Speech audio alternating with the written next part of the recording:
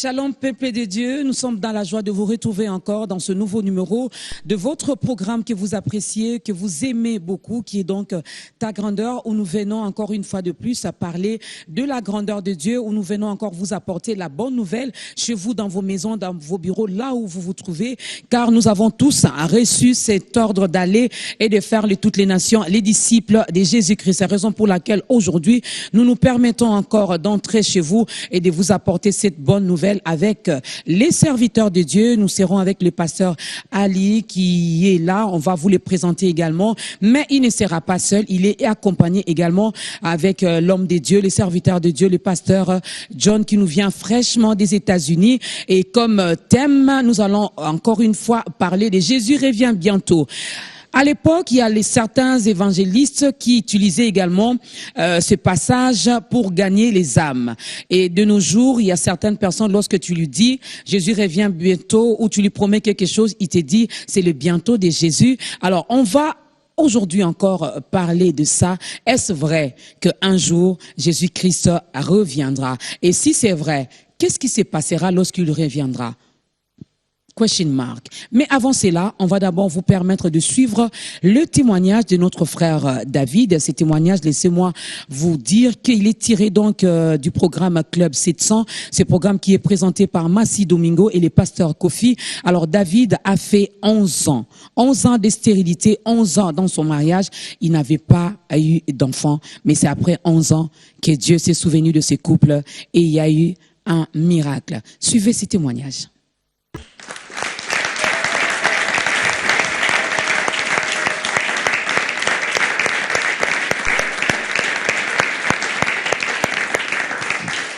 Et voilà, vous savez, nous avons tous suivi le témoignage de David qui a fait 11 ans avec sa femme. Ils n'ont pas eu d'enfant et 11 ans après, avec tous les changements qu'ils ont vécus, Dieu s'est souvenu quand même de ce couple-là. Alors nous sommes avec le pasteur Ali Mambo Batenga de l'église Victory Gospel Ministries et il n'est pas seul, il est accompagné également du pasteur John Chipamba qui nous vient donc des États-Unis et ensemble on va parler de ce grand thème qui est donc Jésus revient.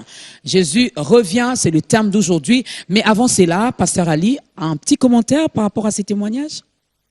Oui, c'est un témoignage qui donne de la joie parce que notre Dieu, c'est un Dieu qui ne ment jamais. Et quand quelqu'un a fait un effort personnel de retourner vers lui, il a toujours les résultats. J'ai bien suivi qu'il a même volé l'argent de son père, en train de chercher la solution. Donc l'homme s'est battu, comme tout homme peut se battre. Mais si Dieu n'intervient pas, tous les efforts sont nuls. Mais lorsqu'il y a eu l'intervention de Dieu, il a reconnu ses fautes. Il a confessé même, et Dieu l'a visité. Et il a eu les bons résultats. Donc gloire à notre Dieu. Gloire à notre Dieu. Voilà, gloire à notre Dieu. Avant d'abord de prendre un cantique, puisque c'est une première dans Ta Grandeur, pasteur Ali, vous n'êtes pas tombé du ciel.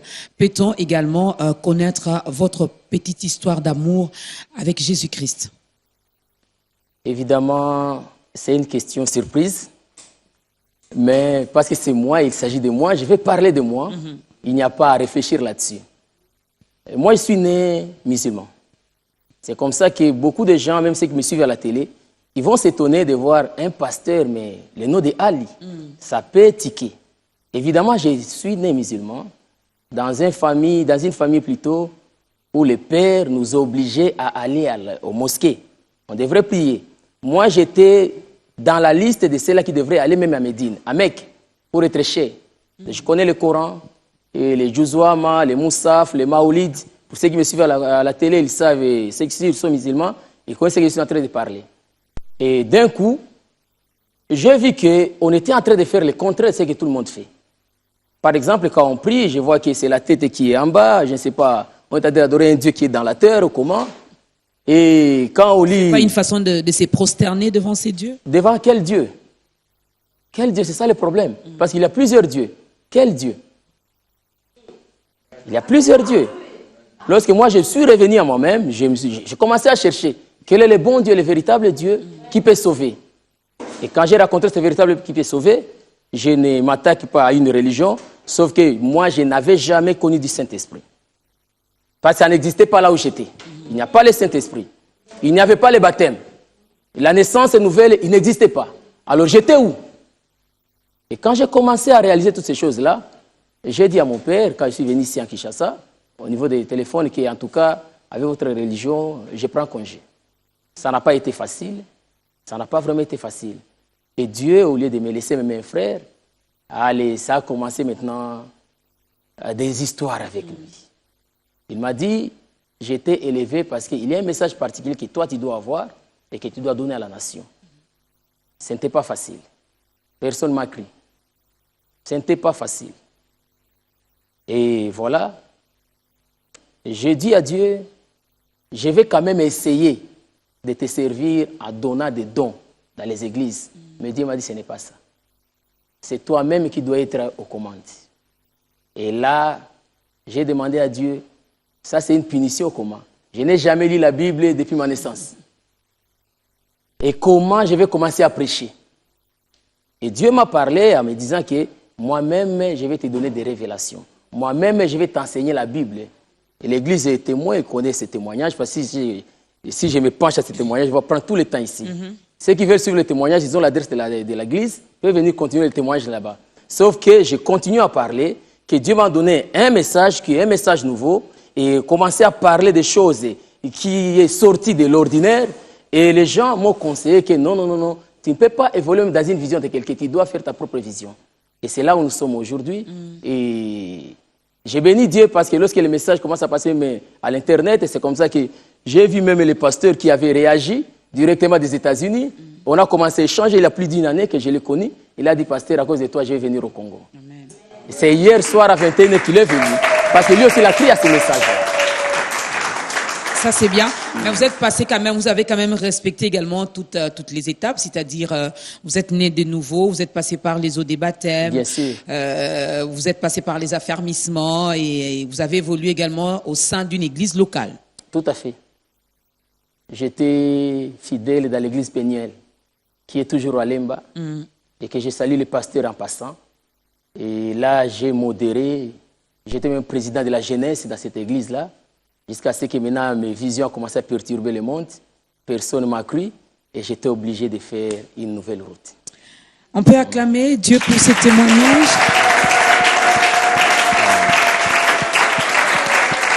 Voilà, il n'y a que Dieu qui peut faire des choses comme ça avant d'attaquer, d'entrer dans les vifs de notre thème d'aujourd'hui. On va demander quand même au chantre de nous proposer le tout au premier cantique.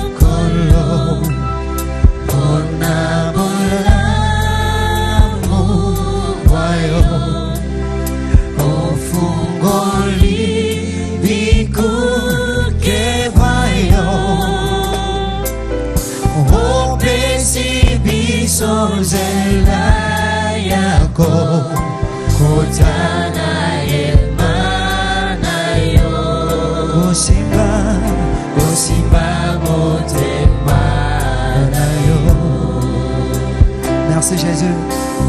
Parce que pesa bisonzela kosimba bisoto byanga makize. Bisoto byanga makize. Topona makipete Yesu. Topona makipete. C'est par ta grâce Jésus. Alléluia. Alléluia.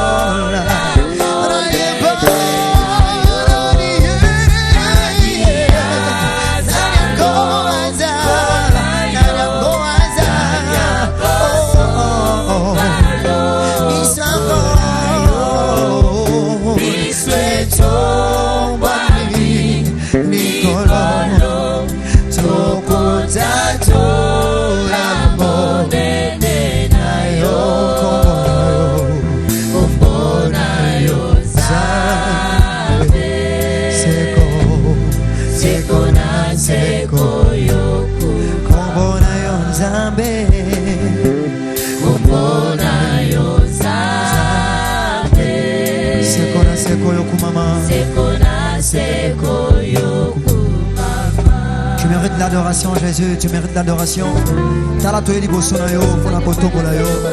Alléluia. C'est toi qui mérites l'adoration, Jésus. C'est toi qui mérites l'adoration, Père éternel. Alléluia. Jésus,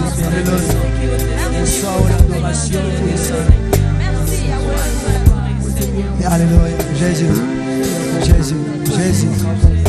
Alléluia. Alléluia. Totomboli maboko, totomboli maboko. Totomboli ma. Tosemboli miso likolo. Tosemboli miso. E panayo yareki. E pairayo.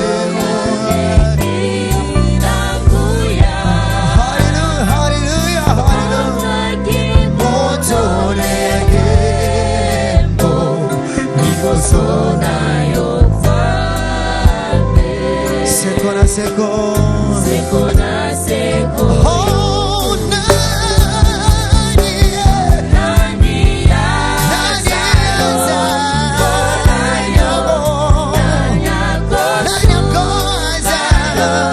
misura kaito mami, Yahweh, hallelujah.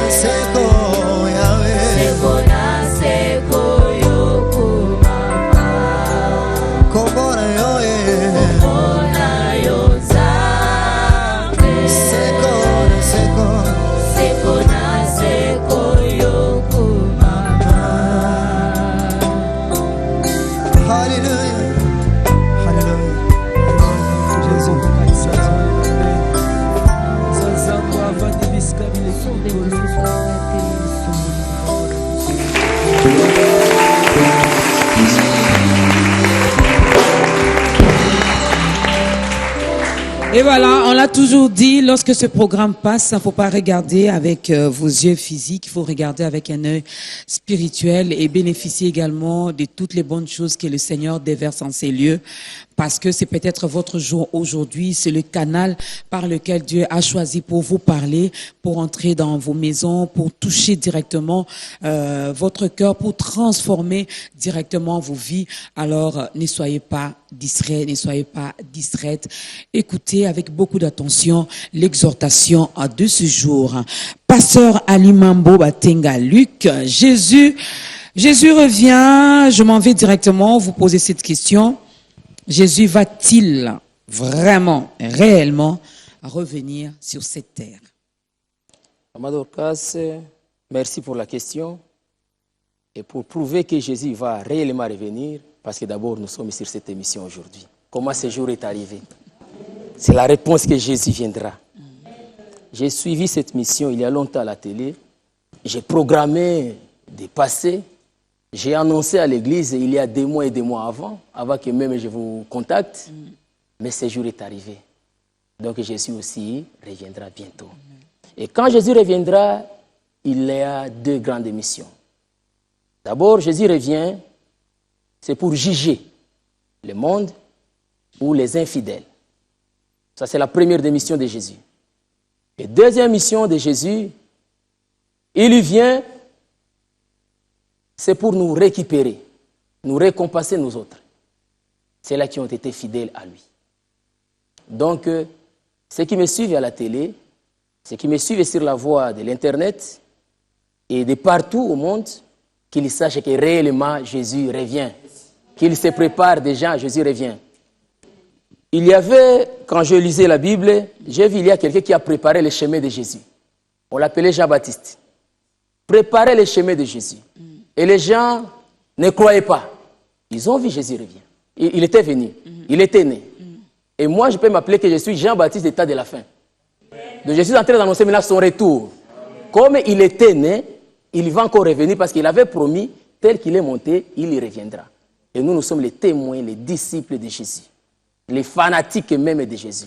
S'il y a les produits que nous vendons sur cette terre, notre produit c'est Jésus-Christ. Et il n'y a pas autre produit. Alors, comment le savons-nous? Il y a de cela 2000 ans que Jésus est monté au ciel, si je peux le dire ainsi. C'est vrai, Jean-Baptiste est venu, il a préparé le chemin, il a annoncé la venue du Christ et on l'a vu, il est venu. C'était pour une mission bien précise. Alors là, vous avez dit qu'il viendra également pour deux missions, pour juger les infidèles, pour juger le monde, mais également pour récompenser ceux-là qui ont cru en lui, ceux-là qui lui seront ou qui lui sont fidèles. Mais comment les savez-vous? Est-ce qu'il y a un passage dans la Bible qui annonce le retour de Jésus? C'est vrai qu'aujourd'hui, de nos jours, vous êtes notre Jean-Baptiste, mais est-ce qu'il y a des passages? Il y a la parole de Dieu qui appuie également ce retour-là. Nous sommes dans Apocalypse 1, verset 7. Je lis au nom de Jésus. Amen. Regardez, il vient au milieu des nuages, et tous les verront. Même ceux qui l'ont transpercé, tous les peuples de la terre seront en deuil à cause de lui. Oui, Amen. Ici, il y a deux types de gens. Il y a ceux qui seront en deuil, et il y aura ceux qui diront oui et Amen. Oui et Amen à ceux qui vont croire au message de Jésus, qui lui revient. Ils vont se préparer. Le problème, c'est quoi? Dans ce monde, j'ai remarqué qu'il y a vraiment un problème trop sérieux. Un problème trop sérieux. Les gens se précipitent et ils laissent à côté ce qui est utile, ce qui est important. Ils se précipitent pour autre chose. Jésus revient, il ne revient pas pour que nous puissions nous marier. Non. Jésus ne revient pas pour que les gens puissent se marier, pour que les gens puissent acheter des voitures. Parce qu'il y a quelqu'un qui dit qu'il va accepter que Jésus l'a visité lorsqu'il a acheté la voiture. Lorsqu'il a acheté la maison, il dit en tout cas Jésus m'a visité. Jésus ne revient pas pour qu'on achète la maison. Il ne revient pas pour qu'on achète des voitures. En tout cas, je suis désolé pour ceux qui ont cette conception de Jésus. Jésus revient pour autre chose. Il vient pour imposer son règne. Et parce que la Bible nous dit qu'il régnera avec la Vierge de fer. C'est maintenant là qu'il est en train d'annoncer. Quand je lis dans l'Apocalypse, moi j'aime trop la révélation parce que j'ai été enseigné par la révélation. Quand je lis dans l'Apocalypse, je vois il y a la lettre qu'on a écrite aux 7 églises. 7 églises. On n'aura pas le temps de citer tous les 7 églises, mais je vais quand même survoler. Dans ces 7 églises, il y avait l'église de l'Éphèse. L'église de l'Éphèse, c'est l'église qui a perdu le premier amour. J'ai suivi le témoignage. Que vous soyez bénis à cause de ce témoignage-là. Quelqu'un qui est dans cette situation-là, il peut perdre l'amour de Jésus. Pour lui, il se dit non, si Jésus était là, moi je ne pouvais pas souffrir. Et j'aime ce que Jean-Baptiste est en train de nous parler. Quand Jean-Baptiste parle, il parle étant que c'est lui qui est en train de compatir à ceux-là qui souffrent, mais en Jésus-Christ. Il souffre, mais il n'abandonne pas la foi. Il souffre, mais il n'abandonne pas la saine doctrine. Là, on est en train de reprocher les églises. La parole de Dieu est adressée pas seulement aux païens. Parce que quand moi j'ai lu les livres d'Apocalypse, j'ai surnommé ça, peut-être ça va vous étonner. Pour moi, ces livres, c'est les livres miroirs. Ces livres, moi, je les surnommé les livres de réglage. Même si tu es chrétien, tu as quelque chose qui doit régler. Ces livres ici, je les surnommé les livres laboratoires. Là où un chrétien doit faire le check-up. Tu dois contrôler ta vie à travers ce qui est écrit ici. L'Apocalypse n'est pas seulement un livre qui est en train de condamner les perdus, mais c'est en train aussi de mettre en garde pour dire aux gens que voilà, la route est longue, mais il y a des virages. Attention, continue, c'est la bonne route. Et beaucoup de chrétiens n'aiment pas ces livres d'Apocalypse. Mais ils sont perdus. Comment tu peux être chrétien si tu ne médites pas dans l'Apocalypse? La plupart des chrétiens ont peur finalement de lire Apocalypse. Oui, parce qu'ils ont peur de régler du monde, des trucs comme ils ont peur de régler leur vie. Ils ont peur d'abandonner le mal. Ils ont peur des retours de Jésus parce qu'eux vont rester ici peut-être. Parce que quelle est la mission de l'Église? La mission de l'Église, c'est pour préparer le peuple à l'enlèvement. Il n'y a pas autre mission. Si l'Église ne prépare pas le peuple à l'enlèvement, quelle est la mission de l'Église? À quoi ça sert l'Église? À la construction des boîtes de nuit, des terrasses partout. Parce que nous sommes en train de préparer pour l'enlèvement. Et c'est là où je suis en contradiction même avec des collègues et pasteurs qui ne veulent pas prêcher dans l'Apocalypse. Parce que tous les signes sont là que Jésus revient. On a parlé qu'il y aura des tremblements de guerre, des tremblements de terre. Il y en a déjà. Il y aura des guerres et des bruits de guerre. Il y en a même dans notre pays. Je ne vais pas citer parce que j'ai peur qu'on dise que c'est un politicien ou quoi. Il y en a même dans notre pays des bruits de guerre et de guerre. Il y en a partout dans le monde. Mais c'est pas seulement maintenant, pasteur, excusez-moi de vous interrompre. On a connu la guerre de 40-45, on a connu la guerre en 1960, il y a eu des combats. C'est pas du nouveau, ça. Vous avez déjà suivi qu'à la tête d'un pays, il est un homosexuel, à 45. Mais actuellement, il y a aux têtes des pays des homosexuels. Et la Bible dit que l'impie prendra le contrôle. Et l'impie a déjà pris le contrôle. Il y a des lois qu'on est en train de voter déjà dans des parlements, dans ce monde ici, qu'on doit mettre des pistes. C'est écrit dans Apocalypse 15, et dans Apocalypse 13 plutôt, qu'il y aura des pistes électroniques, et on va mettre les signes, la marque de la bête. C'est écrit. Les pasteurs qui ne veulent pas lire l'Apocalypse, moi je les invite à lire l'Apocalypse et à chercher la révélation. Pourquoi? Parce que quand quelqu'un est en train de souffrir avec Christ, tu peux croire que tu es abandonné. Mais la révélation que j'ai eue de ce livre, on me montre que Jean était dans l'île Patmos, en train d'être torturé, crevé les yeux, à cause de Jésus. Il n'a pas abandonné, emprisonné. Mais cette prison était transformée dans l'antichambre du ciel, parce qu'il a eu des visions, des révélations. Jésus était avec lui là-bas, il était dans l'antichambre. Autant souffrir avec Christ, et tu connais qu'il reviendra, donc tu demeures dans son antichambre. Et la récompense sera grande. La récompense sera grande. Pasteur John, vous avez quelque chose à ajouter par rapport à ce que venait de dire l'homme de Dieu? Merci beaucoup, Maman Dorcas. À propos du verset que le pasteur Ali a juste lu, si on commence bien de lire le verset, la Bible dit ceci, voici. Quand on dit voici, ça dit que tu faisais quelque chose et puis on te dit arrête. Regarde maintenant ce qui est devant toi. Et j'aime la version anglaise, parce qu'en anglais on dit behold. Ça dit que tu dois observer. Tu dois observer ce qui vient. Ça dit que quand Jean a reçu la révélation, on a parlé à Jean, mais il y a un temps où le Seigneur a dit que ce que je vais commencer à dire maintenant, c'est important. Et ce que je disais, c'était pour te rappeler. Mais à partir de maintenant, regarde ce que je suis en train de dire, c'est important pour toi. Et parce que si nous regardons dans même Apocalypse, le verset 10, on dit que j'avais reçu ça le jour du Seigneur. Tandis que le jour du Seigneur, c'est un dimanche. Aujourd'hui, on peut le dire comme ça. Un dimanche. Et quel est le rôle de l'Église? Qu'est-ce que l'Église fait? J'ai aimé la question. Vous avez posé bien la question. Vous avez dit, est-ce que nous pouvons croire que Jésus revient? Parce qu'aujourd'hui, même quand il y a des gens qui disent que non, tu vois? Ou bientôt, ça c'est les bientôt de Jésus. Oui, mais il faut comprendre.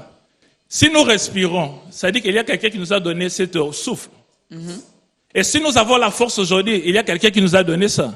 Et s'il y a la mort, ça dit que la mort a existé parce qu'il y a quelqu'un qui a instauré la mort. Mais s'il y a quelqu'un qui a eu la victoire sur la mort, c'est la même personne-là qui va encore revenir. Parce que l'Apocalypse, le livre des Actes nous dit ceci. Tel que vous l'avez vu monter, c'est la même façon, vous allez le voir, descendre. Parce que les disciples, quand Jésus montait, ils étaient en train de regarder. À ce temps, il n'y avait pas un nécessaire. Comment Jésus montait? Il n'y avait pas même la loi de pesanteur qui ne pourrait pas attirer Jésus sur la terre. Mais comment Jésus montait? Et la même façon que Jésus montait, quand la Bible dit il viendra dans la nuée, ça dit qu'il viendra dans toute sa gloire. Il viendra dans toute sa gloire pour diriger et récompenser. Et parce que c'est vrai, ce n'est pas une utopie quelque part qu'on peut dire qu'il viendra simplement. Non, mais c'est vrai. Parce qu'il a dit Amen. Quand on parle de Amen dans la Bible, ça dit que c'est ce qui est vraiment vrai. C'est ce qui est pur et vrai. Il n'y a pas de mensonge. Parce que Jésus lui-même s'est dit Amen. Il est Amen.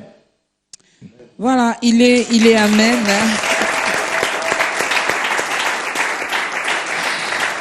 Au moins, par rapport à cette question, nous sommes fixés, c'est vrai.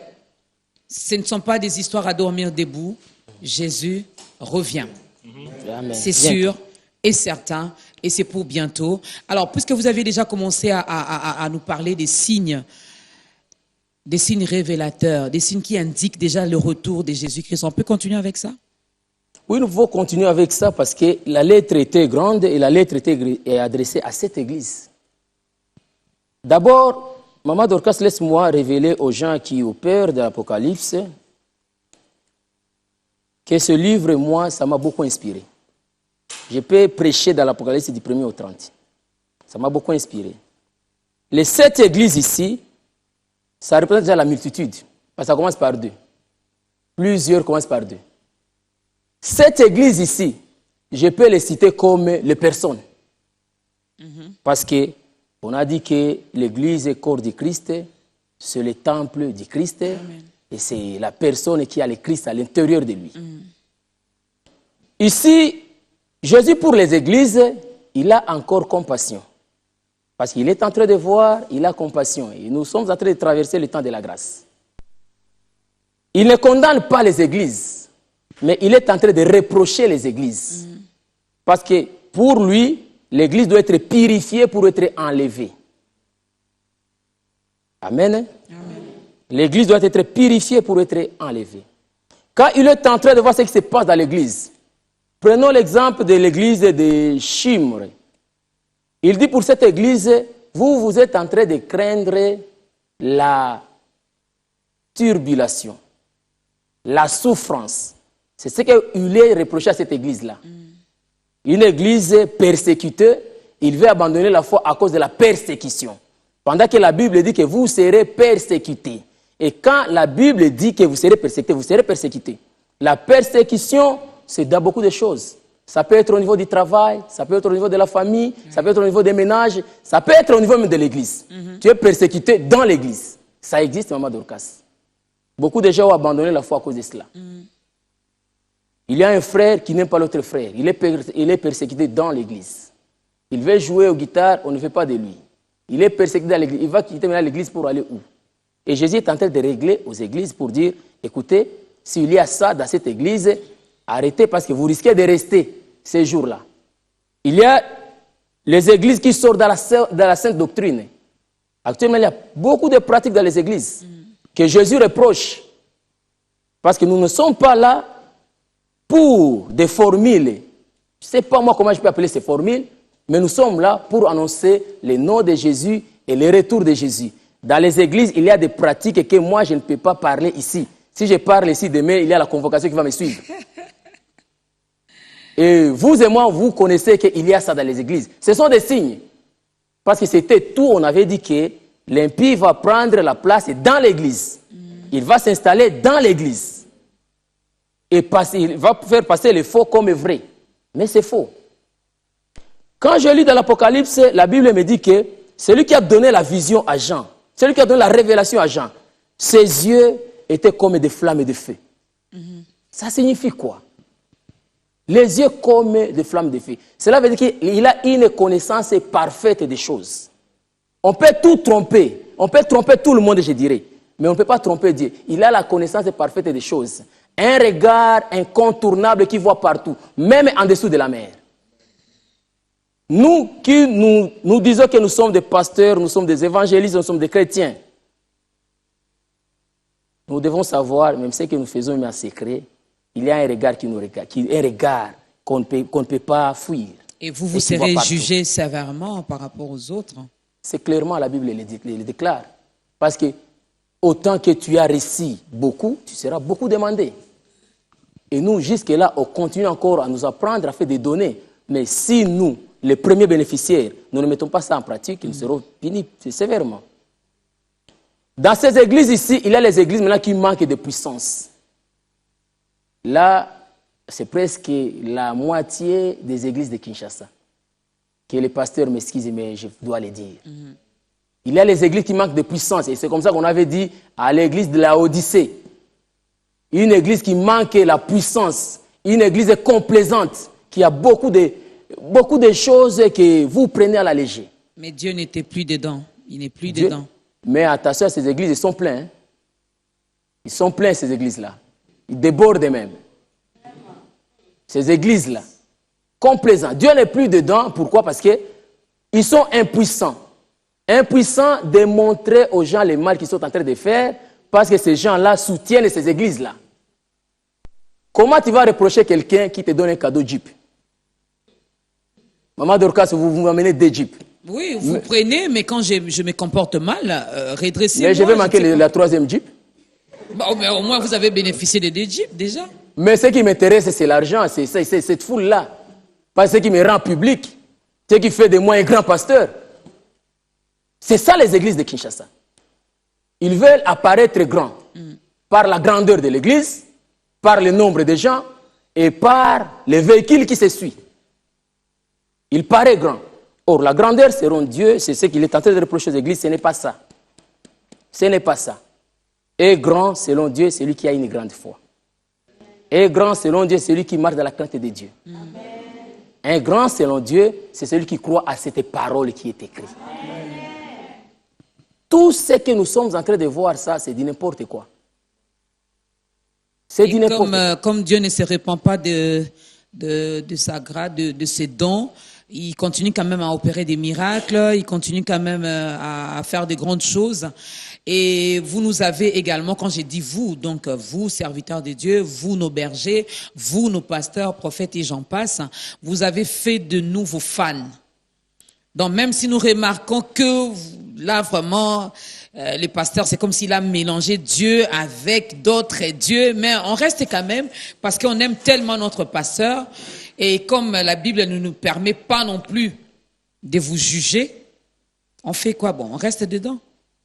Maman Dorcas, c'est vraiment pitié. Parce que les gens qui ont la Bible ne les lisent pas. La Bible dit, sortez au milieu d'eux. Sortez au milieu d'eux. C'est un ordre. Tu ne peux pas demeurer là-bas. Aussi longtemps que tu n'as pas découvert la vérité, tant mieux. Mais lorsque tu connais la vérité, sortez au milieu d'eux. Tu restes là pourquoi? Non parce que moi je chante là-bas, mais tu chantes là où le pasteur est antichrist. Tu iras où? Si la tête est pourrie, quelle est la suite? Sortez au milieu d'eux. C'est ce que moi je peux dire. Il ne faut pas être fanatique des pasteurs ou fanatique de l'église. Il faut être fanatique de Jésus-Christ. Là où il n'y a pas Jésus, tu quittes. Là où il n'y a pas Jésus, préparez-nous un deuxième cantique. Oui, pasteur John. Oui, Maman, donc je vais ajouter quelque chose par rapport à l'église. Quand on parle de l'église, on parlait du chandelier. On disait qu'il y a un homme qui s'est tenu au milieu du chandelier. Et le chandelier qui représentait cette église. Parce que si nous lisons bien l'Apocalypse, nous allons comprendre que l'Apocalypse est divisé en 3 parties.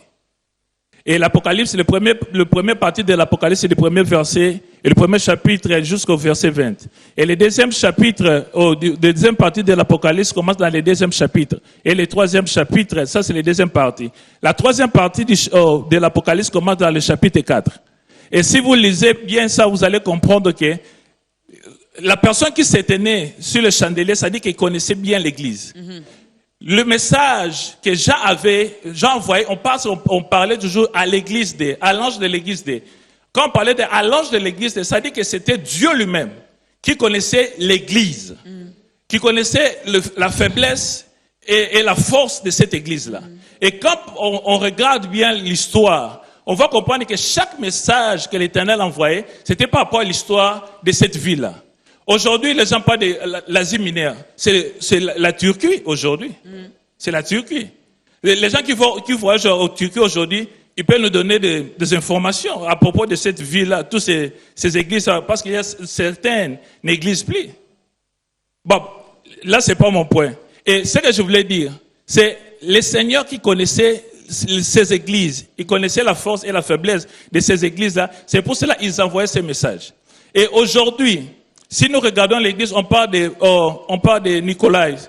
Nicolaïtes, ce sont simplement des gens qui s'associent aux chrétiens, mais qui ne l'étaient pas. Aujourd'hui, nous avons des gens qui s'appellent chrétiens, mais en réalité qui ne sont pas des chrétiens. Mais ils parlent de la grâce. La grâce torturée. C'est pas la grâce dans le bon sens de la grâce, mais une grâce torturée. Ça dit que j'ai suivi un pasteur en Europe qui disait, tu peux aller te prostituer, mais apporte ta dîme. Nous sommes au temps de la grâce. Au temps de la grâce. Mais la grâce n'est pas simplement dans l'Ancien Testament. Il y a la grâce dans le Nouveau Testament, j'allais dire. Mais il y avait la grâce aussi dans l'Ancien Testament. Je vais te donner un exemple. Quand les enfants d'Israël sortaient de l'Égypte, la Bible nous dit ceci: l'Éternel a rendu les enfants d'Israël favorables au peuple d'Israël, afin de se dépouiller de tous leurs biens. C'est pas la grâce. Parce que tu n'as rien reçu, mais on te les donne. Alléluia. On te les donne tout ça. Et Dieu savait. C'est pour cela, quand Dieu parlait des églises, il parlait de leurs faiblesses et leurs forces. Et chaque église avait un message particulier. C'est pas un message qui était en commun, non, mais un message qui était particulier. Et aujourd'hui, les gens qui détruisent l'église, c'est simplement, en guillemets, ce qui s'appelle serviteurs de Dieu. En guillemets, je dis bien, je le précise. Ce sont simplement ces gens qui s'appellent serviteurs de Dieu, qui tient aussi la Bible. Mais aujourd'hui, quand on parlait de Babylone, Babylone c'est l'impudicité. Mais il y a même des pasteurs aujourd'hui qui disent, j'ai suivi même un, qui a dit, il fallait qu'il va se prostituer, parce que la Bible dit, là où il y a le péché, la grâce y abonde. Là où le péché abonde. Tu vois, c'est la contradiction de la parole. Ils lisent la Bible, mais des fois, ils ne comprennent pas ce qu'ils lisent eux-mêmes. Il y en a même qui encouragent certaines sœurs à se lancer dans la prostitution pour dire que cela est dans la Bible. Ce n'est pas aujourd'hui que vous avez commencé cela. Marie de Magdala était également une prostituée. Donc voilà, Jésus revient, repentez-vous. Lisez l'Apocalypse, le pasteur Ali a dit, il faut aimer ces livres d'Apocalypse parce que ça va, au fait, régler certaines choses également en nous. Deuxième cantique, s'il vous plaît, avant que nous puissions continuer avec les questions.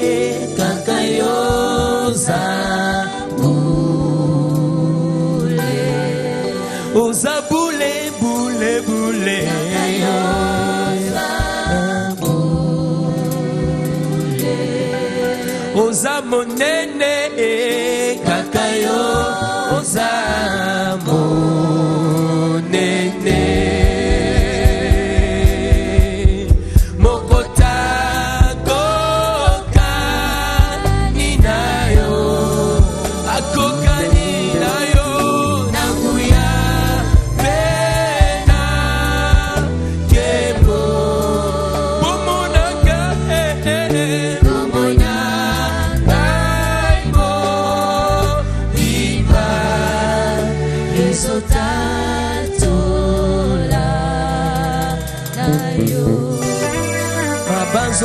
etatoli ezotatola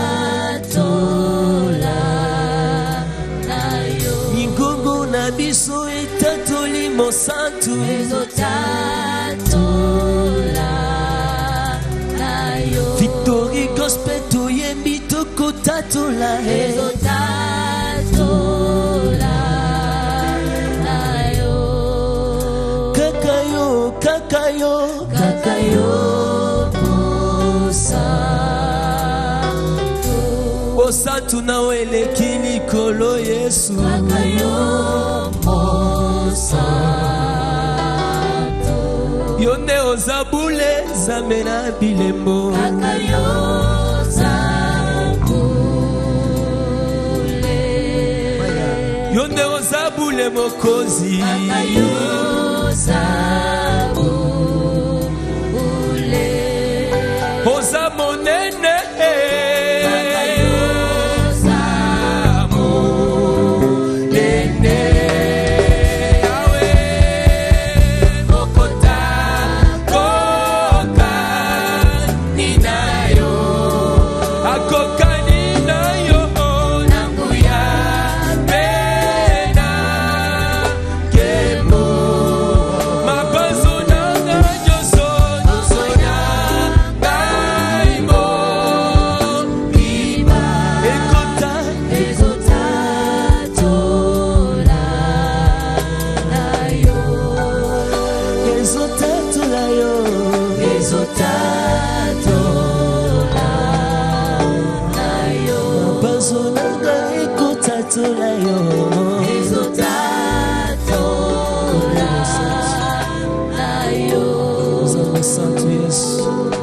Seigneur son ayo. Que Seigneur soit pas na papa.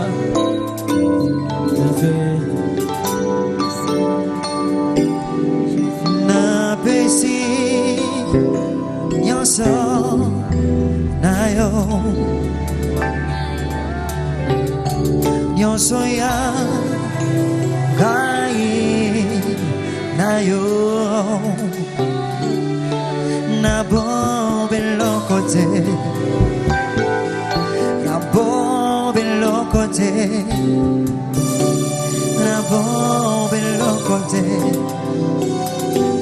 la bombe l'autre côté. Chantons la paix, Seigneur son ayo. La paix, Seigneur son ayo. Nyonso yangai, nyonso yangai na yo la bombe.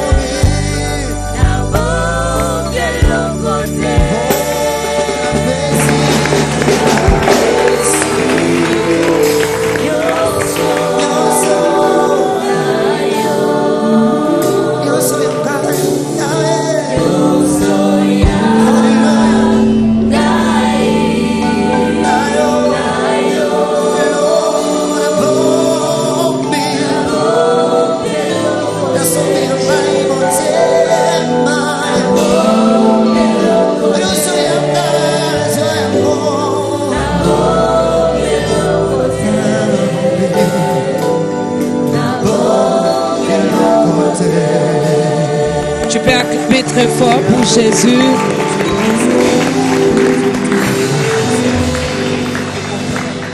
Voilà, ce matin, tu peux le dire également, Seigneur, je me ramène totalement à toi. Hein? Ramène ton cœur encore vers le Très-Haut et il te fera du bien. Jésus revient. Qu'est-ce qui arrivera avec le retour de Jésus-Christ? C'est vrai, il viendra, il va juger les infidèles, il va récompenser ceux qui étaient fidèles, et puis après, qu'est-ce qui va se passer? Ceux qui seront récompensés, il y aura enlèvement, ils vont monter avec Jésus, et ceux qui vont rester, ils iront directement en enfer. Qu'est-ce qui va se passer, pasteur? Merci pour la question, Madorcas. Vous m'amenez dans un terrain là où vous avez dit que ça fait peur. Et c'est là où ça fait maintenant peur. Là, je suis dans l'Apocalypse 7 pour nous parler, lorsque Jésus viendra, qu'est-ce qui va se passer. Dans l'Apocalypse 7, c'est bien dit. C'est pas le dire sur les... On ne sait pas commencer à lire. Dans les églises, on va continuer avec ça. Quand Jésus reviendra, il y a ceux-là qui m'ont posé la question aussi. A dit, pasteur, vous disiez que même les morts vont ressusciter. Est-ce que vous ne voyez pas si les morts ressuscitent, la terre ne va pas nous contenir? Parce qu'on sera trop nombreux. Voilà. Comment ça va se passer? Et moi, j'ai dit à ces gens-là que vous ne lisez pas la Bible. Vous ne connaissez pas les Écritures ni la parole de Dieu. Parce que quand Jésus revient, ses pieds ne toucheront plus la terre. Il va rester dans l'espace. Okay. Et premièrement, ceux qui sont morts en Jésus-Christ vont ressusciter et vont monter directement. Donc ça sera sous forme d'aimant. Les gens vont quitter la terre, dans l'espace, dans les airs. Ceux qui vont rester sur la terre, ce sont ceux-là qui ont échoué. Si c'est l'examen, si je peux utiliser ces termes. Ils ont échoué, ils ont été rebelles, ils ont suivi leur maître, les diables. Parce qu'en réalité, la Bible nous dit que celui qui a apparu à Jean-Baptiste, il avait 7 étoiles dans la main. Et les 7 étoiles représentaient cette église. Les 7 étoiles dans la main, cette église, cela prouve à suffisance que c'est lui le propriétaire. Il a toutes choses entre ses mains. Il a le pouvoir de diriger, le pouvoir de contrôler. Jésus revient, beaucoup plus moi je parle à l'église. Parce que c'est nous d'abord les premiers concernés. Il ne faut pas qu'on est monté à Manguengenge, on est monté à Luzizila, Zamba Campus, je ne sais où. Mais quand Jésus revient, toi tu restes. Ça n'a pas de sens. C'est pour cela que moi je suis passé à ce plateau pour parler aux églises. Je ne m'adresse pas d'abord aux païens. Je m'adresse d'abord aux églises et aux chrétiens. Ici, église comme un individu. Comme un individu, voilà. Corps du Christ. Je m'adresse à lui. Que cette lettre le concerne. Il doit fouiller ces lettres et regarder est-ce qu'il n'y a pas la lettre qui lui concerne dans les lettres qu'on a envoyées. Parce que la parole de Dieu est toujours actualisée. Amen. Mon collègue a bien dit que l'Apocalypse est subdivisé à 3 grandes parties. Donc il y a le passé, il y a le présent et il y a le futur. Là où nous sommes dans le présent, en train de préparer pour le futur. Jusque-là, rien n'est encore perdu. Comme vous avez lancé un appel, que les gens peuvent se convertir, et d'ailleurs c'est bien dit dans Actes des Apôtres 17 au verset 31, que sans tenir compte de tant d'ignorance, il appelle à tout homme qui a à se repentir. Voilà. Donc il y a encore un mois de se repentir. Même celui qui se dit pasteur, il n'est pas pasteur, qui se repente. Il n'y aura pas une deuxième session. Donc, ceux qui seront justes, ils vont monter dans les airs. Et ceux qui vont rester, il n'y aura pas une deuxième session pour eux? Une seconde chance? Ce n'est pas... Là, c'est trop difficile. Parce que cette seconde chance, qu'est-ce qui va se passer? La Bible me dit que ceux qui vont rester, c'est là maintenant la turbulation qui commence. Ceux qui vont rester, il y aura même des souterraines qu'on va libérer. Les souterraines qui ont des canines comme ceux de lion. Et ces souterraines auront comme mission de piquer tous ceux-là qui sont restés. C'est ça la mission de ces souterraines. Et quand ça te pique, ce n'est pas comme piqûre de moustique. Parce que la canine est comme la canine de lion. Ça a le pouvoir même de percer la crâne. Et quand ça perce la crâne, ce n'est pas pour te tuer. Parce que la mort ne sera plus. Pendant 7 ans, la mort sera suspendue. Même si tu mets le couteau va te blesser, tu vas sentir la douleur, mais la mort ne sera pas là. Oui.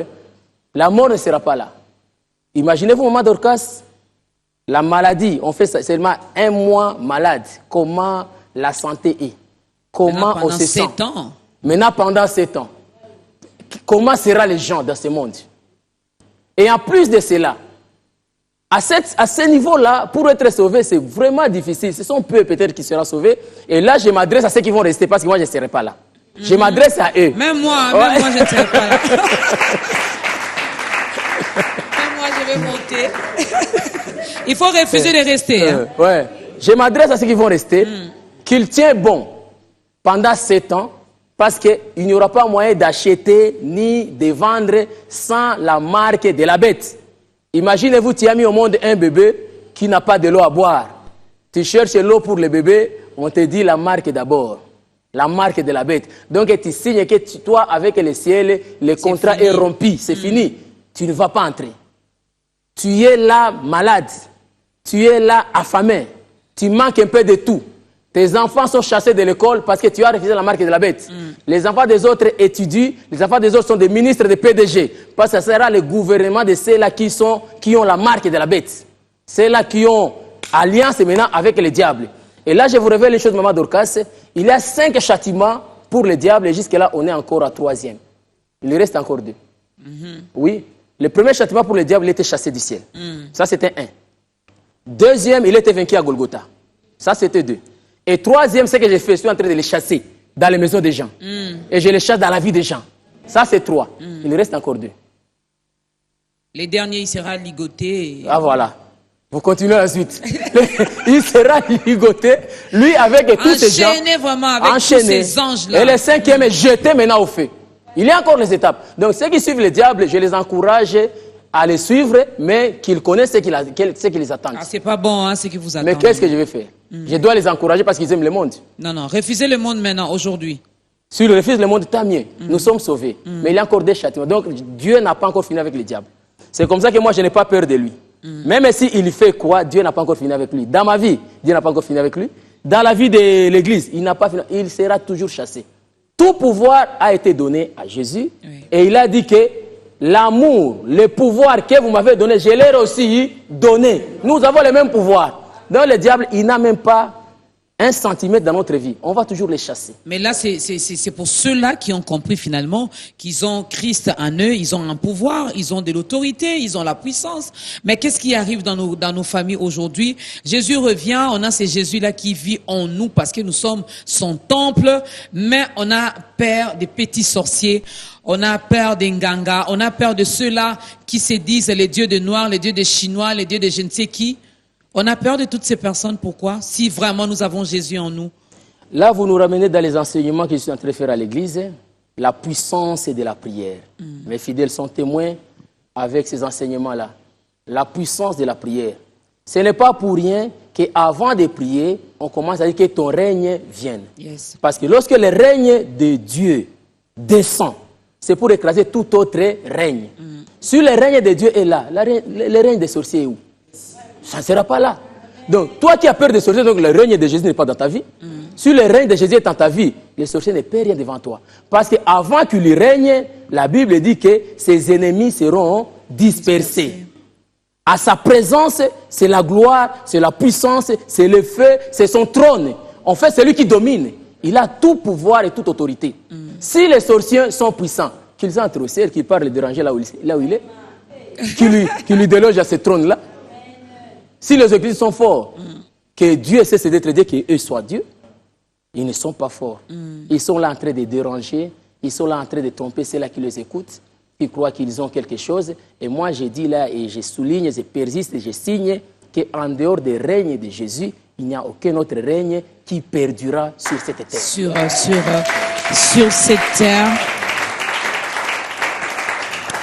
Jésus revient, ce n'est pas un slogan, ce n'est pas une histoire à dormir debout, ce n'est pas pour vous embêter chez vous, c'est la réalité et notre invité a appuyé cela également avec les passages bibliques. Alors, on va vous donner également l'occasion d'un moment à l'autre de donner également votre vie à Christ. Et le pasteur l'a dit au début, il était musulman. Et aujourd'hui, ça va faire autant d'années qu'il a changé des camps. Il fait partie désormais de ce grand royaume des enfants des dieux. Alors nous allons également, il va également aider ceux-là qui sont encore au dehors. Mais aujourd'hui, je vais vous demander aussi de prier pour ces chrétiens qui se sentent déjà perdus. Ouais. Ces chrétiens qui vont lire les lettres qui ont été adressées aux sept églises, à eux. Oui. Peut-être que tu te dis, moi je suis chrétien, je suis encore pasteur, apôtre, je fais des miracles, mais Dieu n'est plus avec toi. C'est vrai, tu gardes le don qu'il t'a donné parce que la Bible dit, il ne se répand pas de ce don, mais il n'est plus avec toi. Le pasteur va t'aider également à revenir sur le droit chemin. Mais qu'est-ce qui arrivera aux incrédules, à ceux-là qui ne croient même pas au retour de Jésus-Christ? La Bible nous dit que les incrédules, les impudiques n'entreront pas dans le royaume de Dieu. Là, la Bible est claire là-dessus. Les incrédules. La Bible est claire. Qu'est-ce que l'incrédulité? Tu as rejeté Jésus-Christ, tu as rejeté la parole de Dieu. Tu en as vu. Tu as endurci ton cœur. Tu ne veux plus attendre de lui. C'est vrai que j'ai pitié parce qu'il y a aussi des incrédules qui sont fabriqués par les églises. Là aussi, il faut le dire. Ils étaient bien, ils étaient des croyants, mais en force de voir ce que les pasteurs sont en train de faire, c'est que les serviteurs de Dieu, que mon collègue, le pasteur John a parlé, les serviteurs de Dieu, entre guillemets, sont en train de faire, ils se disent que ça ne sert plus à rien de prier. Je lance l'appel à eux, qu'ils se repentent et qu'ils reviennent à Dieu. Qu'ils se repentent. S'ils me suivent, partout les autres de me suivre, dans leur maison, je ne sais pas moi là où ils sont, en tout cas, je vous en prie, revenez à Dieu. Et pardonnez ceux-là qui vous ont égarés. Revenez à Dieu et pardonnez à ceux-là qui vous ont égarés. Alors, brièvement, comment, moi, lui, elle, doit-on se préparer par rapport à ce retour, nous, chrétiens? Maman Dorcas, il y a des principes divins qui sont là. Il y a les 10 commandements de Dieu qui sont là et qui sont à notre portée. Ce que j'aime dans la Bible, et on nous a dit que les choses qui vont nous amener à notre salut, ce n'est pas caché dans les cieux. Et ce n'est pas caché dans la mer. Pour dire qui ira pour nous les chercher là-bas. C'est dans nos mains, c'est dans la Bible. Pratiquer la justice, pratiquer la droiture et la sanctification sans laquelle personne ne verra l'Éternel. De marcher dans le droit chemin, fais droit aux veuves, pratique ce qui est bon et abandonner le mal, abandonner le péché. Et là, tu feras partie de ces festins. Rapidement, le pasteur John va compléter parce qu'il nous reste peu de temps et pendant que le pasteur Ali se prépare également pour aider ceux-là qui nous regardent à donner leur vie à Christ. Oui, ma Dorcas, moi j'allais ajouter quelque chose. La Bible nous dit ceci dans le livre des Cantiques 8:8. La Bible dit, notre jeune sœur veut se marier mais n'a pas de sein. Mais comment une personne qui veut se marier, qui n'a pas de sein, comment elle va aller allaiter l'enfant? Parce que l'enfant vit de lait maternel. Yes. Mais si l'enfant n'est pas encore mature, ça dit qu'il ne va pas encore se marier. Aujourd'hui, l'Église, nous ne sommes pas encore prêtes, je veux dire, pour l'avenir de Christ. De l'époux. Oui, nous ne sommes pas encore prêts. Parce que ce qui se passe à l'Église, le Seigneur veut soigner. Veut d'abord clean l'église, comme les Anglais disent. Yes. Veut clean d'abord l'église. Parce que quand on dit clean, ça veut dire que nettoyer, enlever tout ce qui est de mauvais. Les gens qui ont tué notre Seigneur Jésus, ce n'étaient pas des Romains. C'était des Juifs. Mais aujourd'hui, ceux qui tuent l'évangile aujourd'hui, c'est simplement les chrétiens. Simplement les gens qui s'appellent chrétiens, c'est ceux qui tuent l'évangile aujourd'hui. Vous avez posé une question au pasteur ici. La chronologie de la fin. Parce qu'il a parlé de 7. Dans les 7 là, il y avait je peux pas aller toucher ça parce que ça Oui, serait parce beaucoup. que c'est la télé, les La temps télé aussi. aussi. Parce qu'on parlait déjà de 7 semaines de Daniel. Pour expliquer ça, c'est encore beaucoup de choses. Ça prend un séminaire peut-être.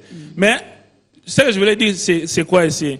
C'est les 7 églises symbolisent notre église aujourd'hui actuelle. Si nous lisons Apocalypse 1, 19, nous allons comprendre que nous sommes dans les temps présents. C'est ce qu'elle a dit. Les temps présents, c'est par rapport à nos églises aujourd'hui. Qu'est-ce que nos églises reflètent? Qu'est-ce que les églises font aujourd'hui? Quel est le message que nous trouvons à l'église? La prospérité, c'est pas mauvais.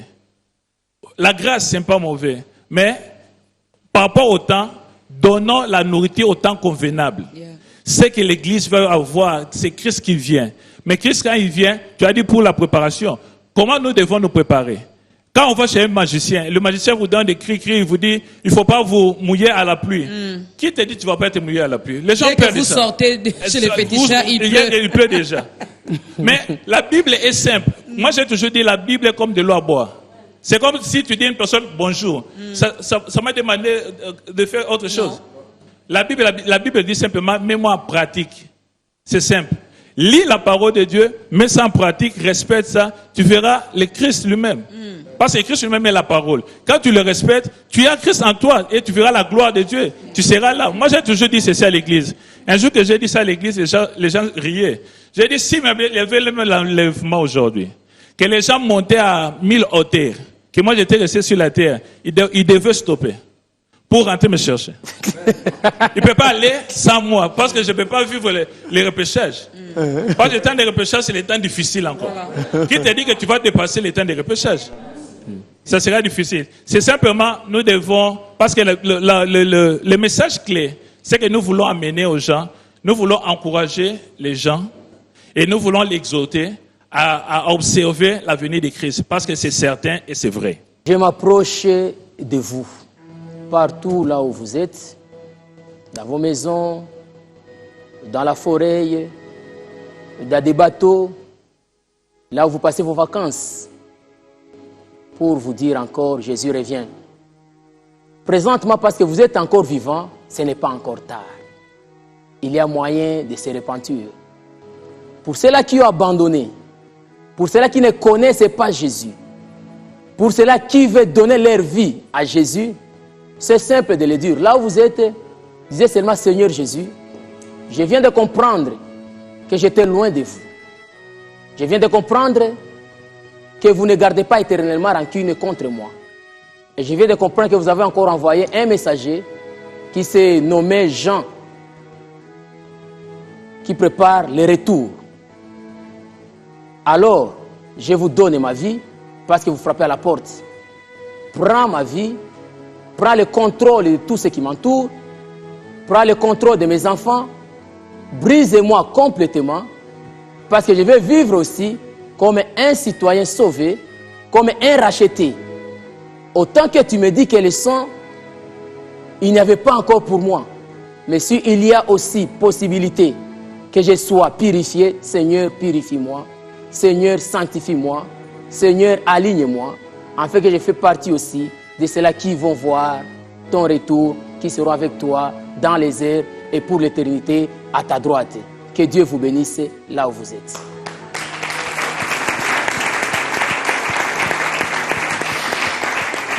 Voilà, ces acclamations, c'était donc pour vous accueillir, pour vous dire, soyez les bienvenus dans la grande famille des enfants de Dieu. Ici, la vie, elle est pépère, comme le dit le frère Cèdre Katambay. Il n'y a pas de souci, hein. Je ne veux pas vous mentir pour vous dire que la vie en Christ, elle est facile. Non, non, non, non, non, non, non. La rose a des épines aussi. Donc, si Jésus-Christ est passé par des épreuves, est passé par la persécution et tout. Et nous sommes également ses disciples. Nous allons passer automatiquement par là aussi. Alors, si lui n'a pas succombé, toi aussi, tu ne peux pas succomber parce que c'est lui ton modèle. N'est-ce pas? Alors, sois le bienvenu, sois la bienvenue. Tu as pris une bonne décision. Tu n'as pas une église d'attache. Il y a notre numéro qui est affiché. On peut toutefois vous orienter. La preuve, le pasteur John vient des États-Unis. Donc, si vous nous suivez à partir des États-Unis et que vous n'avez pas une église d'attache, une église locale, c'est recommandé dans la parole de Dieu. Il ne faut pas se dire, je suis enfant de Dieu, je suis chrétien, j'ai pris chez moi à la maison. Il faut avoir une église locale, une église d'attache. Nous pourrons toutefois vous orienter, quel que soit dans le coin où vous vous trouvez. On va vous orienter par rapport à ça. Alors, parlons un peu de Jésus revient. Ici, on a seulement mis l'eau dans la bouche de certaines personnes, mais il y a un événement qui se prépare par rapport à ça. En 1 minute. Oui, il y a un événement qui se prépare par rapport à ça. Quand vous voyez tous les spectateurs, ils ont des badges là. C'est pour les séminaires qui sera très bientôt. Donc, on commence dimanche 4. On va animer ce séminaire avec le pasteur John. Et dans ce séminaire, on va entrer dans les moindres détails du retour de Jésus-Christ. Comment ça va se passer et comment il faut se préparer, quel est le comportement de l'Église et comment connaître la bonne Église. Parce que le problème pour le moment, c'est d'avoir un bon sacrificateur qui a un vrai Dieu dans une vraie Église. C'est un peu ça. Et j'invite tout le monde à venir participer. Nous allons commencer dimanche matin, mais pendant la semaine, c'est de 17h à 19h pour permettre à ceux qui sont partis au travail. Ça prendra combien de jours? Ça va prendre 7 jours, toute une semaine. Okay. Oui. Du 4 juin au 11. Voilà. Du 4 au 11 juin, donc notez bien ce rendez-vous. Allez, ici, on n'a pas eu le temps de tout décortiquer, mais allez-y, vous serez bénis avec ces messages. Ce n'est pas pour vous faire peur. Non. C'est seulement pour essayer un peu de recadrer les choses, réorienter les choses, essayer un peu de nous aider aussi à revenir sur le bon chemin, parce que ce jour-là, en tout cas, moi, je refuse de rester. Si toi, tu vas rester, pense un peu à ce qui va se passer pendant ces temps. Il y a un numéro de contact, pasteur? Oui, le numéro de contact, c'est 09 98 45 34 02. Je répète, 09 98 45 34 02. Et l'église, c'est à Lemba Terminus, sur avenue Mollet, numéro 2916. Vous recevez quel jour le programme de l'église? À part les séminaires, vous recevez quand? À quelle heure? Chaque jour, les mardis, après intercession, je reçois. Les jeudis, après culte, je reçois.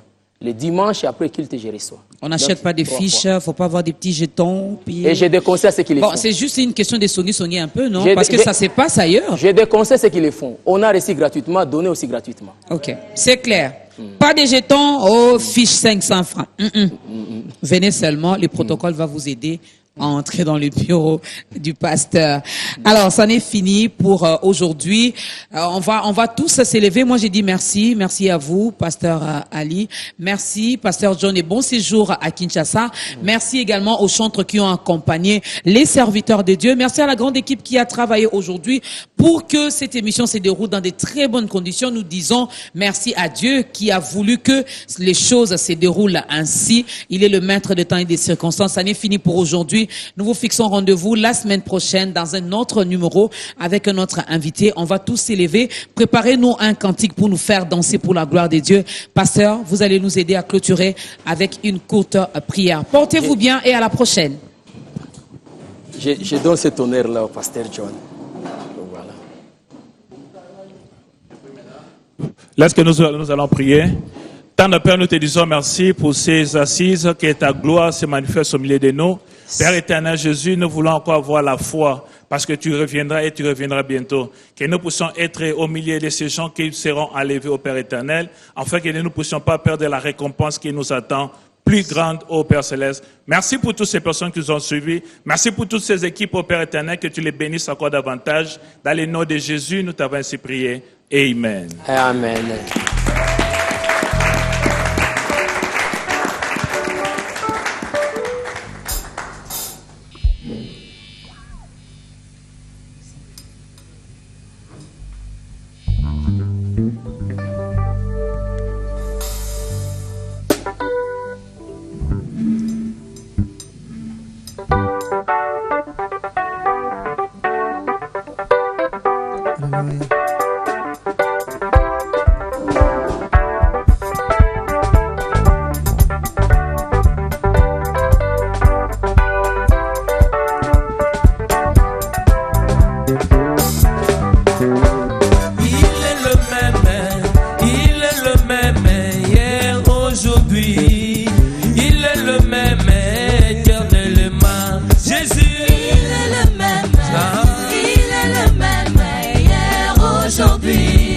Il est le même